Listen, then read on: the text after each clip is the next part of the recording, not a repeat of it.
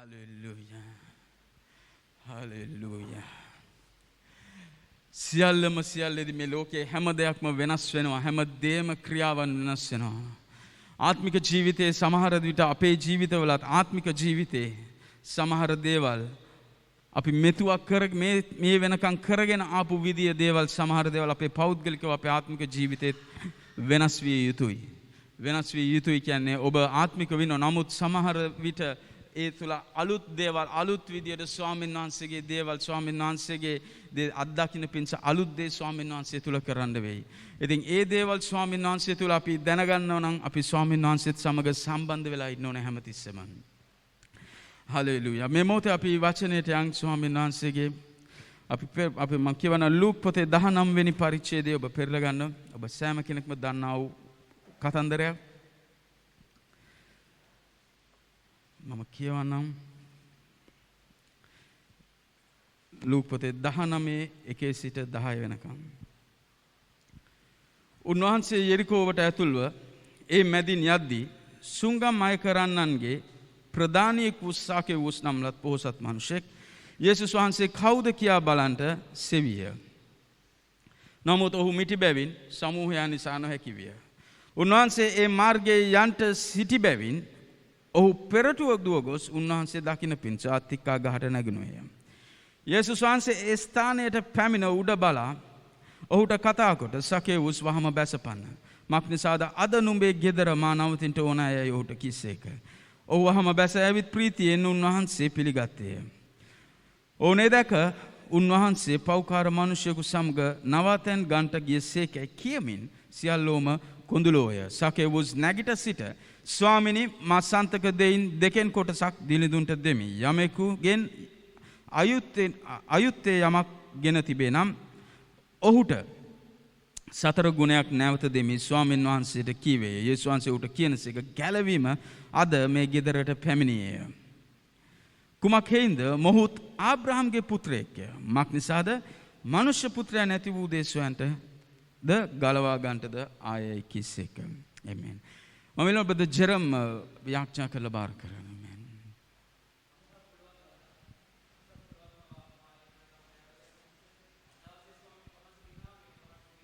Hallelujah.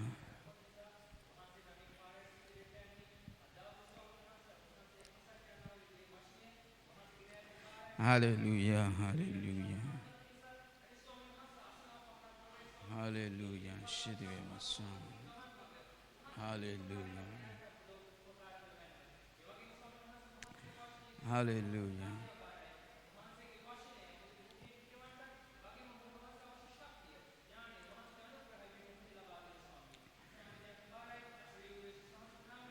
Hallelujah. Amen. Amen. Amen. Whistle දෙනා වාඩි වෙමු. Amen. ඔබ සෑම කෙනෙක්ම දන්නා වූ කතන්දරයක් තමයි මේ සකේවුස්ගේ කතන්දරේ. ඉතින් මේ සමහර අය ඉන්නවා සමහර දන්නේ නැතුව ඇති අපි මේ සකේවුස් කියනා වූ ඒ පුද්ගලයා ඔහු ඇවිල්ලා සුංගම් නැත්නම් ටැක්ස් කලෙක්ටර් කෙනෙක්.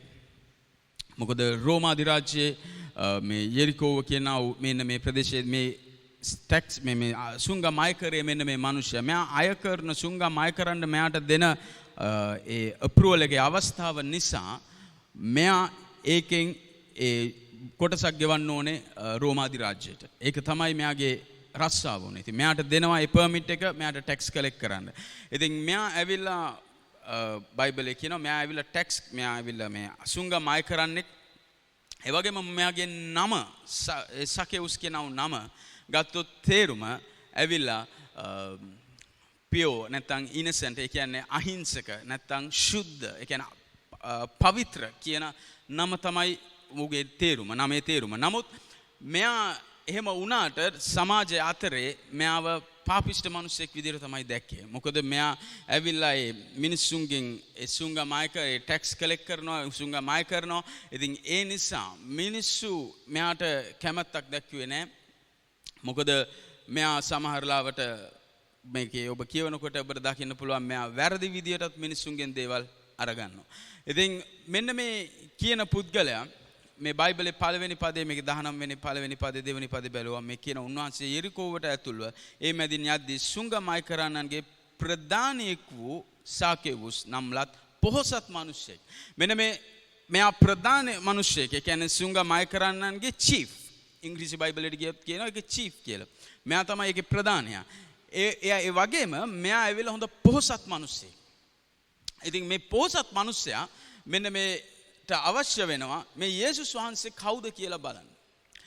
ඔබ බැලුවොත් එimhe බයිබලයේ මේකේ මෙයාට හැමදේම ඔබ මේක කියවුවොත් ඒ වගේම සකෙවුස් කියන කෙනා ගැන ඔබ ඉගෙන ගත්තොත් මෙයාට හැමදේම මේ පොළවේ අවශ්‍ය කරන ඔය මුදල් සියලු දේ මෙයාට තිබ්බා. මෙයාට හැමදේම තිබ්බා. නමුත් මෙයාට අවශ්‍ය වෙනවා මේ යේසුස් වහන්සේ කවුද කියලා ඉවරලා හොයන්න. ඇයි මෙයාට යේසුස් වහන්සේ කවුද කියලා අවශ්‍ය වෙන්නේ හොයන්න බලන්න. ඇයි මොකද මෙයා දකින්න ගොඩක් මිනිස්සු මෙයාගේ පස්සේ යනවා.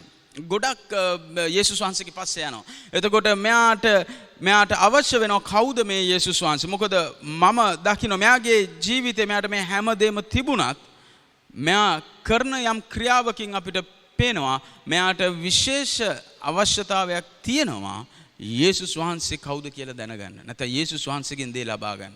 යම් දෙයක් ලබා ගන්න. මොකද මීට ඉස්සෙල්ලා මේ කතාවට ඉස්සෙල්ලා ඔබ බැලුවොත් යේසුස් වහන්සේ එරිකෝට ඇතුල් වෙනකොට යේසුස් වහන්සේ අන්ධයෙක්ව සුව කරනවා. එතකොට එතනදී ඒ අන්ධයා කතා කරලා ඒ අන්ධ මිනිස්සයා අහනවා කවුද මේ යන්නේ? එතකොට කට්ටිය කියනවා මේ යේසුස් වහන්සේ යන්නේ කියලා ඉවරලා. එතකොට මේ අන්ධ මිනිස්සයා කතා කරලා යේසුස් වහන්සේට කියන්නේ එක සැරයක් කතා කරනවා දෙවෙනි සැරේ කතා කරනවා කියන දෙවෙනි සැරේ කියන්නේ දාවිද්ගේ පුත්‍රයාණනි කියලා. එතකොට මේ අන්ධ මිනිස්සයා දන්නවා මේ යේසුස් වහන්සේ කවුද කියලා. නමුත් මේ පුද්ගලයා සකෙවුස් එයා එහෙම විශේෂත්වයෙන් ස්වාමීන් වහන්සේ දන්නේ නැහැ. මෙයාට දැනගන්න ඕන නිසා තමයි මෙයා බලන්නේ කවුද මේ කියලා. එතකොට යේසුස් වහන්සේ මේ ගමන මේ කතාව යනකොට මේ කතාව ඔබ දන්නවා. ඔවුන් යනකොට ස්වාමීන් වහන්සේ යනකොට ඒ ස්ථානයේදී මෙන්න මේ සකෙවුස්ට අවශ්‍ය නිසා මොහුට බලන්න අවශ්‍ය වුණා. නමුත් මොහු කොට නිසා මිටි නිසා ඔහුට බැරි වුණා ස්වාමීන් වහන්සේව බලන්න. ඒ ජනතාව අස්සේ ඔහුට ගිහිල්ලා රිංගලා බලන්නත් බෑ. මොකද ඔහු කොටයි. ඔහුට ස්වාමීන් වහන්සේව දකින්න ඔහුට තිබුණා වූ බාධාව තමයි ඔහුගේම ජීවිතේ ඔහු කොටයි. ඔහුට ස්වාමීන් වහන්සේ ඔහු හොඳ ප්‍රසිද්ධ ඒ කියන්නේ මිනිස්සු අතරේ ප්‍රසිද්ධ මිනිසෙක් හොඳ මිනිසෙක් නොවුනත් ප්‍රසිද්ධ මිනිසෙක් සල්ලි තියෙනවා හැමදේම තියෙනවා. නමුත් ඔහුගේ ජීවිතේ ඔහුට යම් බාධාවක් තිබුණා. ඔහුට අවශ්‍ය වුණත් ස්වාමීන් වහන්සේව දකින්න ඔහුට දකින්න බෑ. ඔහු මිටි. දැන් අපේ ජීවිතේ ගත්තත් සමහර වෙලාවට අපේ පෞද්ගලිකම සමහර හේතු නිසා අපිට ස්වාමීන් වහන්සේව දකින්න බෑ. හැබැයි මේ සකෙවුස් ඔහු මිටි කියලා ඔහු නිකන් හිටියේ නෑ. ඔහු ස්වාමීන් වහන්සේ යන්න ඉස්සෙල්ලා ස්වාමීන් වහන්සේ ඉස්සරහට යනවා කියලා දැනගෙන ඔහු ඊට කලින් ස්වාමීන් වහන්සේට කලින් ඔහු යනවා දුවගෙන. ඔහු දුවගෙන ගිහිල්ලා ඔහු නගිනවා ගහකට. ස්වාමීන් වහන්සේව දකින්න ඔහුගේ ජීවිතයේ තියෙන ඔහු බාධාවක් කරගත්තේ නැහැ ස්වාමීන් වහන්සේව දකින්න පිණිස. ස්වාමීන් වහන්සේ අපේ ජීවිතෙත් අපේ දේවලුත් අපේ සමහරලාට අපේම සමහර අපේ රෝගයක් වෙන්න පුළුවන්. එහෙම නැත්නම් අපේ වෙන පවුලේ ප්‍රශ්නයක් වෙන්න පුළුවන්. එහෙම නැත්නම් වෙන අපේ ආර්ථික ප්‍රශ්නයක් වෙන්න පුළුවන්. එහෙම නැත්නම් අපි බලාපොරොත්තු වෙනවා යම් දෙයක් කරන්න ඒ දේ වෙන්නේ නැහැ. ඒකට මොන හරි දෙයක් වෙලා පස්සට යනවා බාධා වෙනවා මොන හරි වෙනවා. මේ අපේ ජීවිතයට සම්බන්ධ මෙන්න මේ හේතු නිසා සමහර වෙලාවට අපිට ස්වාමීන් වහන්සේව බලන්න බැරි වෙනවා. ස්වාමීන් වහන්සේව දකින්න බැරි වෙනවා. මොකද හේතුව අපි හිතනවා මේක ප්‍රශ්නයක් මේ දැන් නිකන් හරි සකෙවුස් ඒ මිටි නිසා ඔහුට මුකුත් ස්වාමීන් වහන්සේව නොදකා මට මේ හොයන්න යන්න ඕනේ නෑ ස්වාමීන් වහන්සේව කියලා ඉන්න තිබ්බා. නමුත් ඔහුට අවශ්‍ය වුණා මේක හොයන්න ස්වාමීන් වහන්සේ කවුද කොහොම හරි මම බලනවා ස්වාමීන් වහන්සේව කියන එක.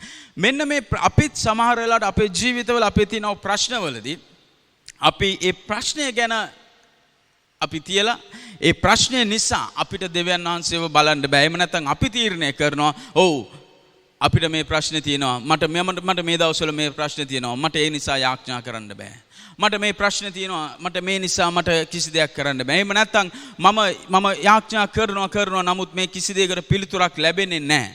ඒ නිසා මොකද කරන්නේ අපි යාඥාව සාමාන්‍ය විදිහට යාඥා කරනවා. අපි යාඥා කරනවා. යාඥා නොකර ඉන්න යාඥා කරනවා. හැබැයි බලාපොරොත්තුවක් නැතුව යාඥා කරනවා. හේතුව ඇයි? අර ප්‍රශ්නේ අපේ ඉදිරියේ තියෙනවා ඇවිල්ලා. අපිට එතනින් එහාට අපිට මොකද්ද කරන්න ඕනේ කියලා අපිට හිතාගන්න බෑ සමහරලාට. මොකද ඒක අර සකේවුස්ගේ මිටිභාවය වගේ අපිටත් ඒ බාධාව ඇවිල්ලා තියෙනවා. සකේවුස් හොයන්න ගියේ නෑ මොකද්ද කරන්න ඕනේ මම දැන් ඊළඟට මං ගැන මිනිස්සු මොනවද හිතන්නේ කියන එක ඔහු බැලුවේ නෑ. මේකේ කියනවා ඊළඟ ඒකේ නමුත් ඔහු මිටිබැවින් සමූහයන් නිසා නොහැකි විය. උන්වහන්සේ ඒ මාර්ගයේ යන්න සිටි බැවින් ඔහු පෙරටුව දුව ගොස් උන්වහන්සේ දකින්න පිණිස අත්තිකා ගසකට නැගුණේ. මගේ දේශනාවේ මාතෘකාව තමයි ඔබගේ ක්‍රියාව මත ස්වාමීන් වහන්සේගේ අවධානය ලබා ගැනීම. Draw God's attention towards you upon your action. ඔබ කරන්නා වූ ක්‍රියාව මේ සකේවුස් ස්වාමීන් වහන්සේ යන්න ඉස්සෙල්ලා ඊට ඉස්සෙල්ලා සකේවුස් දුවනවා. ඔහු කොටයි නමුත් ඔහු දුවනවා ඊට ඉස්සෙල්ලා. ඔහු දුවලා ගහකට නගිනවා. ඔහුගේ බාධාව ඔහුගේ මිටිභාවය ඔහු ප්‍රශ්නයක් කරගන්නේ නැහැ. ඔහුගේ මිටිභාවය මිනිස්සු දන්නවා ඔහු මිටි කියලා. මිනිස්සු දන්නවා ඔහු සල්ලිකාරයෙක් කියලා. මිනිස්සු දන්නවා ඔහු ප්‍රසිද්ධයි කියලා. නමුත් ඒ ප්‍රසිද්ධත්වය ඔහු ඒක නෙමෙයි කල්පනා කරන්නේ. ඔහුගේ මිටිභාවයත් නෙමෙයි කල්පනා කරන්නේ. ඔහු කියන්නේ නෑ මම මෙතනින් එහාට මම ගිහිල්ලා කොහොම හරි ස්වාමීන් වහන්සේ බලනවා. ඔහුගේ ඇක්ෂන් එක ඔහුගේ ක්‍රියාව මොකද්ද? ඔහු ස්වාමීන් වහන්සේ යන්න ඉස්සෙල්ලා ඔහු දුවනවා. ගිහිල්ලා ඔහු ගහට නගිනවා. ඒ අවස්ථාවේදී අච්චර සෙනගක් ස්වාමීන් වහන්සේගේ පස්සේ එනවා. නමුත් ස්වාමීන් වහන්සේ බයිබලයේ කියනවා යේසුස් වහන්සේ ඇවිල්ලා ගහ ගාව නවතිනවා. නැවතිලා යේසුස් වහන්සේ උඩ බලලා කියනවා උඩ බලා ඔහුට කතා කොට සකේවුස් වහම බැසපන්න. දැන් ස්වාමීන් වහන්සේව දකින්න ඕනේ නිසා බාධාව තිබුණා වූ මිනිසයා ස්වාමීන් වහන්සේට කලින් දුවගෙන යනවා. අර සෙනග ස්වාමීන් වහන්සේත් එක්ක යනවා.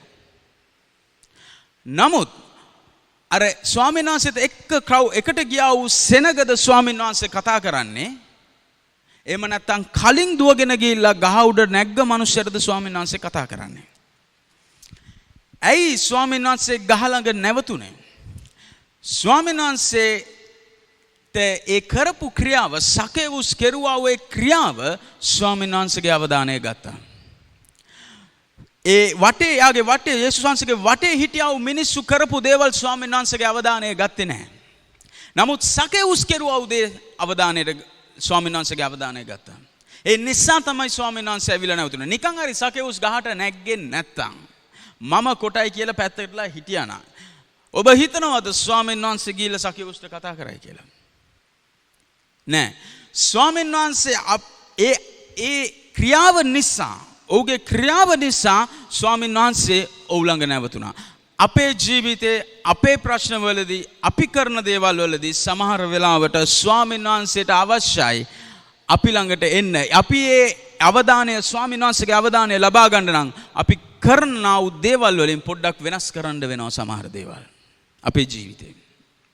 ඔබ යම් ප්‍රශ්නයකට ඔබ යාඥා කරනවා නම් ඔබගේ යම් අවශ්‍යතාවයකට ඔබ යාඥා කරනවා නම් ඔබ යාඥා කරලා ඒ දේ සිදු වෙන්නේ නැත්තම් ඔබ සමහරලාට ඔබ අධෛර්යයටපත් වෙනවා නම් මේ මොහොතේ මම ඔබට කියනවා ඔබ අධෛර්යයටපත් වෙන්න එපා. ඔබ බලන්න ස්වාමීන් වහන්සේගේ අවධානය ලබන්න ඔබ වෙනස් විදියකට මේ ආත්මික ජීවිතේ වෙනස් විදියකට දේවල් කරන්න ඕනේද කියලා. ඔබ සමහර වෙලාවට අපේ ජීවිතේ ආත්මික ජීවිතේ අපි සමහර දේවල් අපි ඒකාකාරීව කරනවා. අපි දැන් අර ගොඩාක් සෙනග ගියා වගේ අපිත් සාමාන්‍ය මිනිස්සු කොම යාඥා කරනවා. අපි ඇදහිලිවන්තව යාඥා කරනවා. අපිට අවශ්‍ය දේවල් වලට අපි යාඥා කරනවා. උදේ අපි කියමු පැය භාගයක් යාඥා කරනවා. නමුත් අපේ ජීවිතේ ස්වාමීන් වහන්සේ තුල විශේෂිත වූ දේවල් සිදු වෙලා තියෙනවද? සිදු වෙනවද? නැත්නම් අපි දඟලනවද සමහර දේවල් කරගන්න අපේ ජීවිතේ? අපේ ස්වාමීන් වහන්සේගේ ස්පර්ශය ලබන්න අපි දඟලනවද සමහර විට? එහෙමනම් ඔබ තීරණය ඔබ හොයලා බලන්න ඕනේ මේක මම වෙන විදියකට ස්වාමීන් වහන්සේ තුල කරන්න ඕනේ. මම මේ කියන දේ පැහැදිලි වෙන්න හොඳම උදාහරණය තමයි සමහර විට ඔබ යම් දෙයකට ඔබ යාඥා කරනවා වෙන්න පුළුවන් ඔබගේ ජීවිතේ. අපි තවත් මේ කොරෝනා ගැන කතා කරන්න අවශ්‍ය නැහැ. මොකද ඒක දැන් ඇති හැමෝම කතා කරනවා. ඒක නිසා අපි මෙතනින් එහාට අපි කතා කරන්න ඕන අපේ ආත්මික ජීවිතේ ස්වාමීන් වහන්සේත් එක්ක කොහොමද හදාගන්න කියන එක. එතකොට අපේ ආත්මික ජීවිතේ ඔබ යාඥා කරනකොට සමහර අවශ්‍යතාවයන් වලදී ඔබගේ සමහරලාට ඔබට හැඟෙන්න පුළුවන් මේක කිසි දෙයක් වෙන්නේ නැහැ. මට කිසිම දෙයක් මේකේ පිළිතුරක් එන්නේ නැහැ. මට මේ මම බලාපොරොත්තු වෙන දේ නැත්තම් ස්වාමීන් වහන්සේගෙන් මට මේක ඇයි මේ හැමතිස්සෙම පස්සට යන්නේ. නමුත් ඒ අවස්ථාවේදීම ඔබ වෙනස් කරලා බැලුවොත් ඔබගේ යාඥාව ඔබට සමහරට හැඟෙයි නෑ මම පාන්දර 3ට නැගිටලා මම යාඥා කරන්න ඕනේ. නෑ මම පාන්දර මම නිදියන්නේ නෑ මම ඔක්කොම නිදිය ගත්තන් පස්සේ එකේ රෑ 12ට මම යාඥා කරනවා. ඔබ මේ වගේ කරන්නා වූ ක්‍රියාව ඔබගේ සමහරලාට ස්වාමීන් වහන්සේ පවා ඔබට හිතට දැම්මට ඔබ ඒක සාමාන්‍ය දෙයක් විදියට ගත්තොත් ස්වාමීන් වහන්සේගේ අවධානය ඔබ වෙතට එන්නේ නෑ.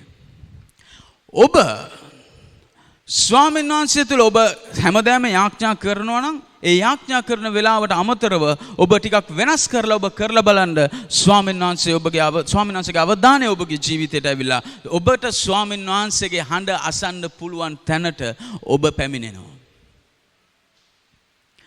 ඔබ මෙතෙක් ඔබ කෙරුවා උදේ ඔබ වෙනස් කරන්න ඕනේ.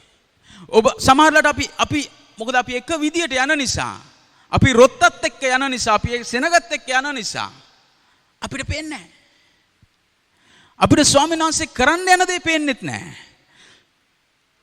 හැබැයි ඔබ සාමාන්‍ය ක්‍රිස්තියානි මිනිසෙක් අද ලෝකේ ගතොත් සෑහෙන්න ඉන්නවා ක්‍රිස්තියානි කියන මිනිස්සු. හැබැයි ඒ අයගෙන් වෙනස් වූ පුද්ගලයෙක් විය යුතුයි ඔබ. ඔව් අපි බෞද්ධිස්මයේ වෙනස්. අපි ශුද්ධාත්මය තුල අපි අනිත් අයට වැඩිය වෙනස්. අපි ස්වාමීන් වහන්සේ තුල ආත්මෙන් කතා කරනවා. අපි ශුද්ධාත්මය අන්‍ය භාෂාවෙන් කතා කරනවා. ඒ වගේම අනිත් දේිනුත් ස්වාමීන් වහන්සේ අපේ යාඥා ජීවිතෙනුත් වෙනස් වෙන්න ඕනේ. ඔබට හැඟුණොත් මම කියන්නේ මට වෙච්ච දෙයක් මම කියන්නේ මම ඔබ සභාව ළඟ ඉන්නවා නම් මම කියන්නේ මම සභාවට 3 සැරයක් ඇවිල්ලා යාඥා කරනවා. ඔබගේ යම් අවශ්‍යතාවයක් උදෙසා ඔබ යාඥා කරන වෙලාවේදී ඔබට හැඟෙන්න පුළුවන්. මම උදාහරණයක් කියන්නේ මම සභාවට 3 සැරයක් ඇවිල්ලා මම යාඥා කරනවා. ස්වාමීන් වහන්සේ තුල මම මේක වෙනසක් දකිනවා. මෙන්න ඔබගේ ක්‍රියාවේ වෙනස. ඔබ උදේ නැගිටලා පැය භාගයක් යාඥාවේදී මේක යාඥා කරනවා කියන එක නෙමෙයි. ඔබ වෙනස් කරන්න ඕනේ ඔබගේ ක්‍රියාව. සකෙවුස් ගහට නැග්ගේ ඒක නිසා. ඒක නිසා තමයි ස්වාමීන් වහන්සේ හිටගත්තේ ගහගාව. සකෙවුස්ට තිබ්බ කුතුහලයක්. එහෙම නැත්නම් කියුරියොසිටි මේ කුතුහලයක් තිබ්බ නැත්නම් ඔහුට අවශ්‍යතාවයක් තිබ්බ මේ ස්වාමීන් වහන්සේ තුල මට මේ දෙයක් ඌට හැමදේම තිබුණානේ. ඌ ස්වාමීන් වහන්සේව හොයන්න අවශ්‍ය නැහැනේ. දැන් ඔබගේ ජීවිතේ හැමදේම තියෙනවා නම් ඔබට කිසි ප්‍රශ්නයක් නැත්තම් ඔබ දොස්තර කෙනෙක් ගාවට යන්නේ නැහැනේ. ඔබ දොස්තර කෙනෙක්ව හොයන්නේ මේ ස්පෙෂලිස්ට් කෙනෙක්ව හොයන්නේ ප්‍රශ්නයක් තියෙන නිසානේ. එළියට පේන්න පුළුවන් ඔබට කිසි ඔක්කොම හොඳයි කියලා. නමුත් ඔබ ડોක්ටර් කෙනෙක් හොයන්නේ ප්‍රශ්නයක් තියෙන නිසානේ. දැන් ඒ වගේ තමයි මෙන්න මේ මිනිස්සයත් හෙව්වේ ස්වාමීන් වහන්සේ අනිවාර්යයෙන්ම ඔහුගේ අතුලාන්තයේ ප්‍රශ්නයක් තියෙන නිසා. ඒක ඔබ අන්තිමට යනකොට පල්ලෙහාට යනකොට ඔබට බලන්න පුළුවන්. ඔහුගේ ජීවිතේ ඔහුට ප්‍රශ්නයක් තිබුණ නිසා ඔහුට අවශ්‍යතාවයක් තිබුණා. ඔහුට කොච්චර හැමදේම තිබුණත් ඔහුට ඇතුලේ මම කියනවා ඔහුට ඒ අඩුවක් තිබුණා ස්වාමීන් වහන්සේ විසින් පුරව ගන්න ඕන. අනිත් අයට නැති. අනේ කියන්නේ ඔහුට නෑ ඒක. ඔහු දකිනවා ස්වාමීන් වහන්සේ ළඟ ඉන්න සමහර අය ලබනවා ඒ දේ. නමුත් ඔහුට නෑ. ඔහු ඒ නිසා ඔහුට අවශ්‍ය වුණා ඒ දේ කරන්න. ඉතින් ඔහු ඒක වෙනස් කරලා කරපු දේ තුල ස්වාමීන් වහන්සේ නැවතුණා. ඊට පස්සේ පදේ ඔබ බැලුවොත් එimhe ස්වාමීන් වහන්සේ කියනවා උඩ බලලා කියනවා ඔව් සකෙවුස් බහින්න. ඒක කියනවා මක්නිසාද අද නුඹේ ගෙදර මා නවතින්න ඕනෑයයි ඔහුට කීස එක. ඔහු වහම බැස ඇවිත් ප්‍රීතියෙන් උන්වහන්සේ පිළිගත්තේ. දැන් ඔහු නැග්ගා ගහට. ඔහුගේ ක්‍රියාව වෙනස් වුණා. ඔහු යන අනිත් අය කරන දේ නෙමෙයි කරේ. අනිත් අය කරන දේ නොකර ඔහුගේ ක්‍රියාව වෙනස් කරපු නිසා ස්වාමීන් වහන්සේගේ ඒ අටෙන්ෂන් එක ඔහුට ලැබුණා. ඒ ලැබුණාම ස්වාමීන් වහන්සේ එතන නැවතිච්ච නිසා ඔහුගේ ඒ කුතුහලයෙන් තිබුණා ඔහුගේ හදවත වෙනස් වෙන්න ගන්නවා ප්‍රීතියේ හදවතක් හැටියට.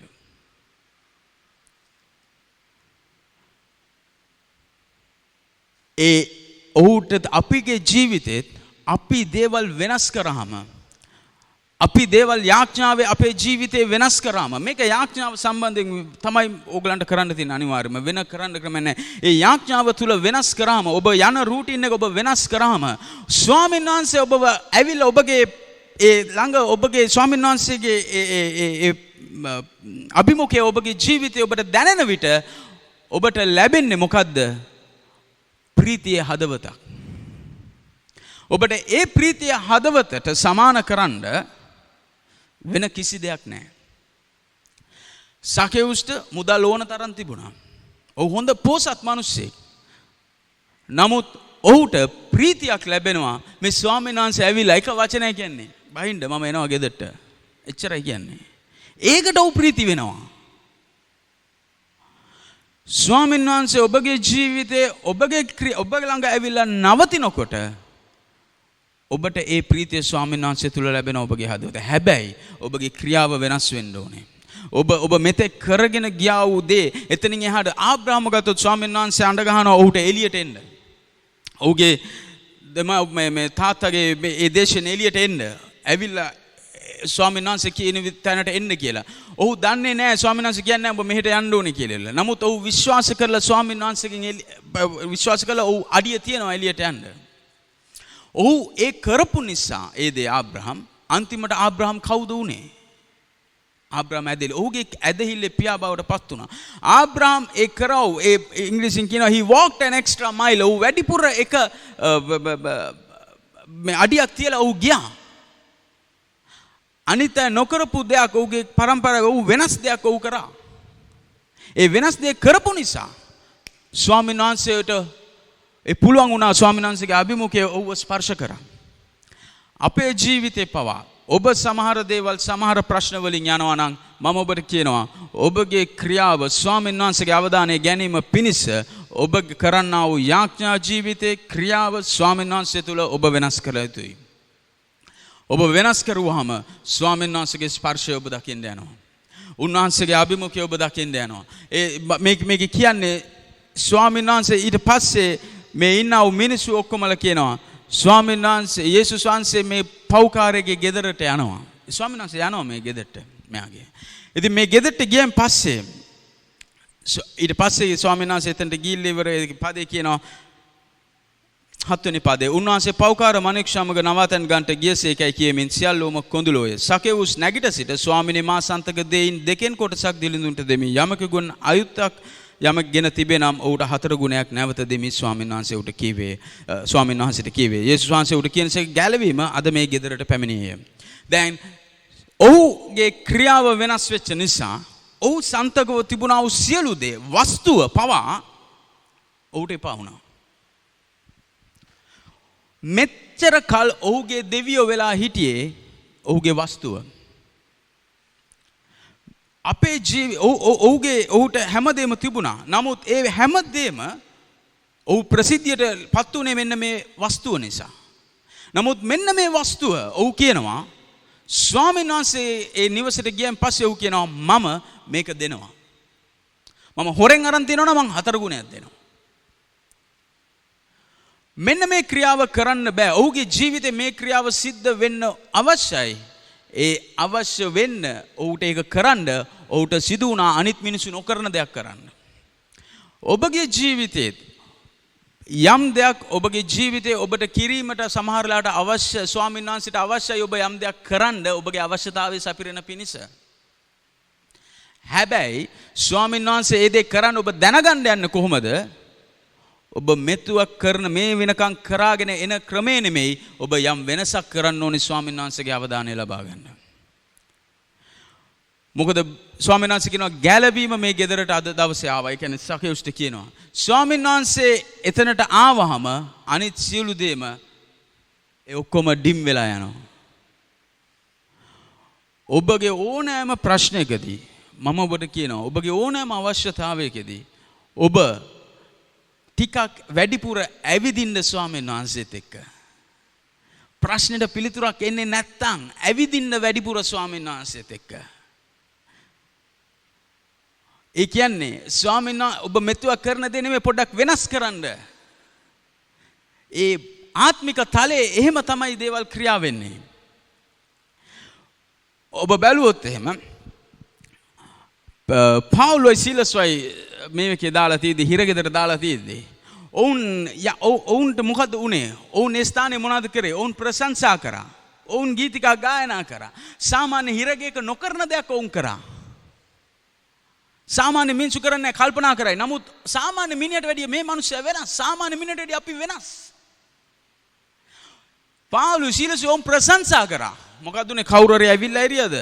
නෑ. ඒවා ඉබේ කෆ් ගැලව මේ දාලා තිබ්බ දම්වැල් ඉබේම ගැලවුණා. දොරවල් ඇරුණා. ඒ වෙනස සිදු වුණේ කොහොමද?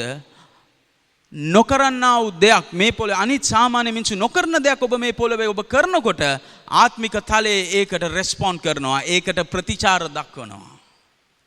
මේක ටිකක් කතන්දරයක් තමයි. මේ ගැඹුරු කතාවක් මම මේ කියන්නේ. මේ ආත්මික තලය කියන දේ අපි දැනගන්න ඕනේ. මේක එලිදරව්වක් තියෙනවා මේ කතාවේ. මෙයා දෙනවා, මෙයා දැනගන්නවා. සකේවුස් දන්නවා. ඔව් මම දැන් දෙන්න ඕනේ මගේ දේවල් ඔක්කොම. එතනත් එලිදරව්වක් තියෙනවා. ඔහු දන්නවා මේක තියාගෙන හිටියට වැඩ නැහැ. මම මේක දුන්නොත් මට ඊට වැඩිය සන්තෝෂයක් මට ලැබෙනවා. එන්න එලිදරව්ව යාට ලැබිච්ච. ඔහුගේ ජීවිතේ ලැබිය යුතු සන්තෝෂය ලැබුණේ නම්බර 1 ඔහුගේ ක්‍රියාව වෙනස් කර. අනිත් මිනිස්සු වගේ රොත්තට ගියේ නැහැ. ඔහු වෙනම ගියා. ඒ වගේම ඔහු ස්වාමීන් වහන්සේ කතා කරාම ගෙදරට ඇවිල්ලා ඔහු තේරුම් ගත්තා. ඔහුට ඒ එළිය ස්වාමීන් වහන්සේගේ ගැලවීම තුළ ඔහුගේ ක්‍රියාව තුළගේ පසුතැවීම තුළ ඔහුට දැනුණා රයිට් මම මේ දේ දෙන්න ඕනේ. මේ දේ දුන්නාම තමයි මට අවශ්‍ය ප්‍රීතිය ලැබෙන්නේ. ඔබගේ අවශ්‍යතාවය ලැබෙන්න නම් ඔබගේ ඔබ කරන්න ඔබ බලාපොරොත්තු වෙනා වූ දේ ස්වාමීන් වහන්සේ තුළ ලැබෙන්න නම් මම මේ කතා කරන්නේ මේ පොළවේ දේවල් වලට වැඩිය ආත්මික දේවල්. ඔබට ලැබෙන්න නම් ඔබ ස්වාමීන් වහන්සේගේ අවධානය ගන්න ඕනේ. ස්වාමීන් වහන්සේ දේ කරාම ඔබට දැනෙනවා මම දැන් මොකද්ද කරන්න ඕනේ. එතනදී තමයි ආත්මික තලයේ දොර ඇරෙන්නේ. අපේ ජීවිතයේ දේවල් සිද්ධ වෙන්න. පේතෘස් දාලා තියෙද්දී හිරගෙදර යාඥා කරා හැමදෙනාම නොකඩවා එක දිගට. ඔව් ඒකත් අනිත් මිනිස්සු නොකරන එක. ඒකෙදි තමයි දූතයෝ ආවේ. බයිබලය අනුව දූතයෝ අපට ස්වාමීන් වහන්සේ තියලා තියෙන්නේ මොකටද? අපිට සේවය කරන්න. උන්වහන්සේගේ දරුවන්ට සේවය කරන්න තමයි දේවදූතයෝ ඉන්නේ. හැබැයි දේවදූතයන්ට සේවය කරන්න ඒ ගේට්ටු ඇරෙන්න ඕන. ඒ දොරටු විවෘත වෙන්න ඕන. ඒ විවෘත වෙන්නේ කොහමද? අපි මේ පොළවේ කරන දේ තුල තමයි ආත්මික තලයේ දොරටු විවෘත වෙන්නේ. එතකොට තමයි ඒ දේවදූතයෝ එන්නේ අපිට උපකාර කරන පිණිස. මේ මම හැමතිස්සෙම මම දකින දෙයක් මේ පොළවේ මොනවා වුණත්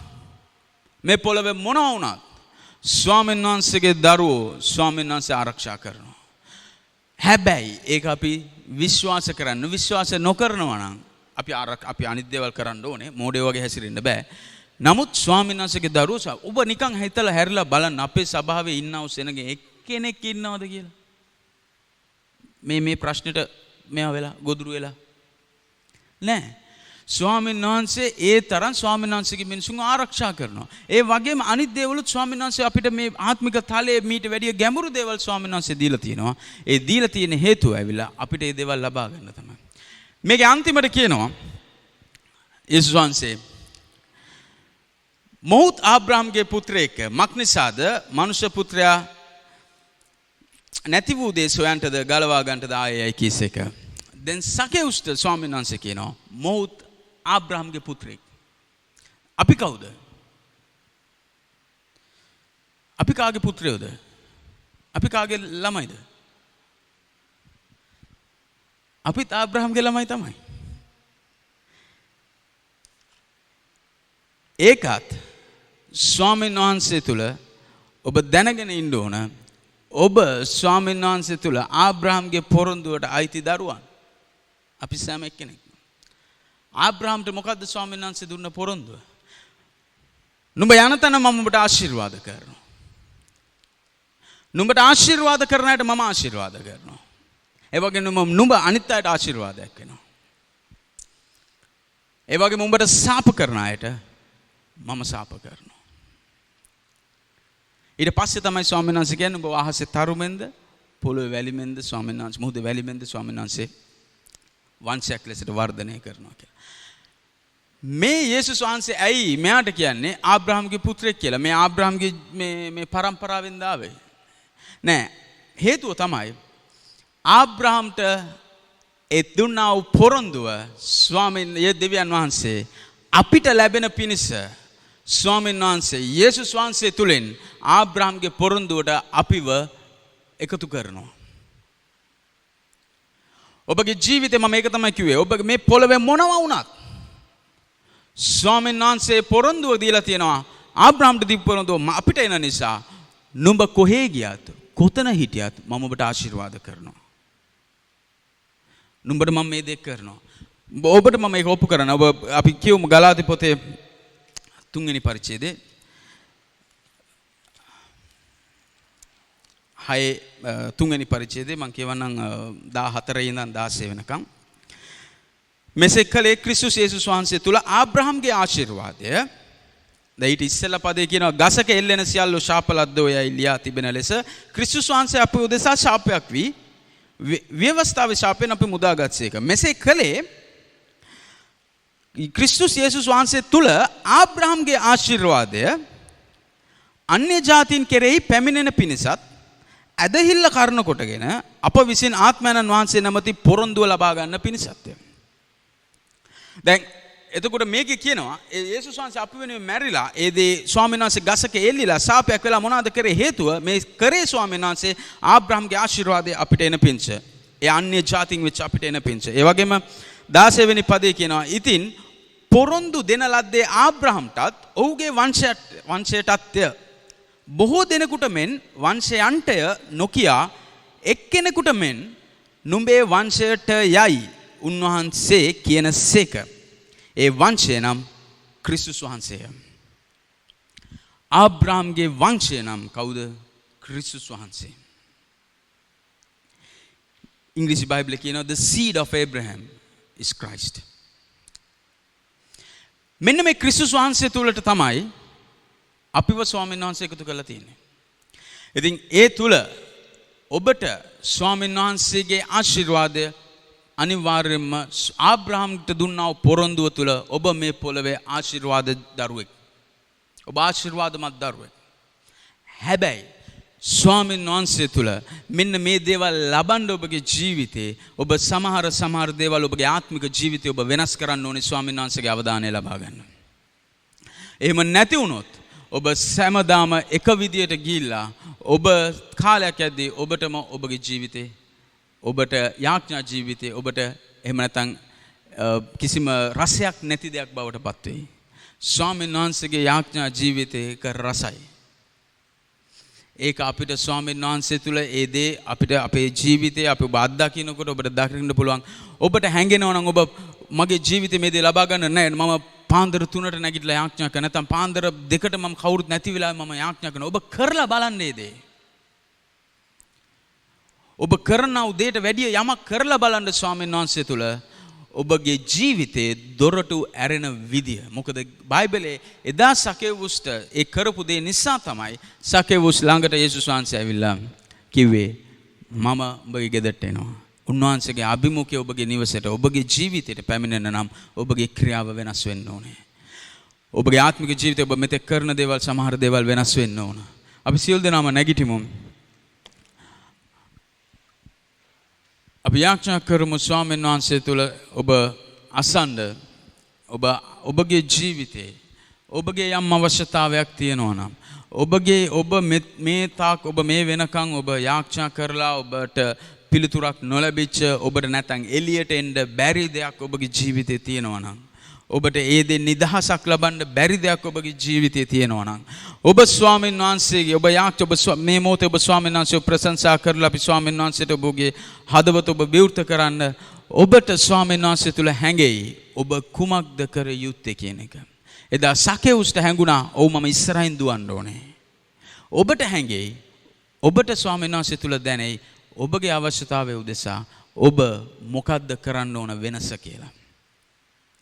ඒ වෙනසට ඔබ කීකරු වුණොත් ඒ වෙනසට ඔබ අවනත වුණොත් ඔබගේ නිදහස ඔබ ලබන්න යනවා. ඔබගේ නිදහස ඔබ දකින්න යනවා. හේතුව ඇයි?